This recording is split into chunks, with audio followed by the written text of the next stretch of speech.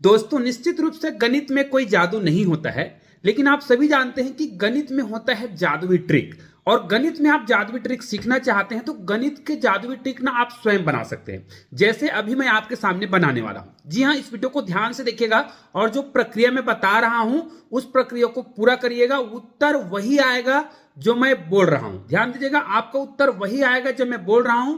लेकिन याद रखिए, आप कोई भी संख्या सोच सकते हैं। आप 2 अंकों की कोई भी संख्या सोच लीजिए और उन 2 अंकों की कोई भी संख्या आपने सोचा होगा ना, उसको आपको गुना करना है 2 से। जी हां दोस्तों, उसको गुना करना है 2 से। अब आप 2 अंकों की कोई भी संख्या सोच लीजिए, चाहे वो सम संख्या हो या फिर विषम संख्या हो, लेकिन आपने जो भी संख्या सोचा होगा उसको गुना करना है 2 से और उसमें जोड़ देना है 100। जी हां दोस्तों, उसमें आपको 100 को जोड़ देना है। इन प्रक्रिया को पूरा करने के बाद जो भी उत्तर आएगा, निश्चित रूप से आपको कोई एक संख्या मिलेगा, उस संख्या को आपको भाग देना है 2 से। जी हां दोस्तों, 2 से भाग देना है। उसके बाद जो भी उत्तर बच जाएगा उसमें आपने जो संख्या सोचा था शुरुआत में, चाहे वो सम संख्या हो या विषम संख्या हो, उसको माइनस कर देना है। अब आपके पास आपने कोई भी संख्या सोचा रहा होगा ना, चाहे आपने सम संख्या सोचा होगा, चाहे विषम संख्या सोचा होगा, चाहे कोई भी संख्या सोचा होगा, आपके पास लास्ट में उत्तर क्या बचा? आपका उत्तर बचा होगा यहां पर जो लिखा रहा है। जी हां दोस्तों, आपका उत्तर आया होगा 50। लास्ट में 50 ही आएगा।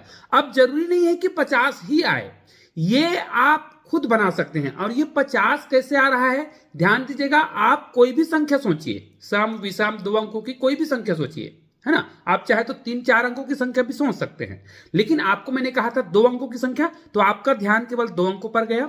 और आपको मैंने कहा था सम और विषम, तो आपका ध्यान उसमें भी गया कि मैंने सम सोचा है या विषम सोचा है, तो उत्तर एक ही कैसे आएगा आपको लगा होगा। लेकिन उत्तर आने का जो ट्रिक है वो इस बात पर नहीं छुपा है कि आपने कौन सी संख्या सोचा है।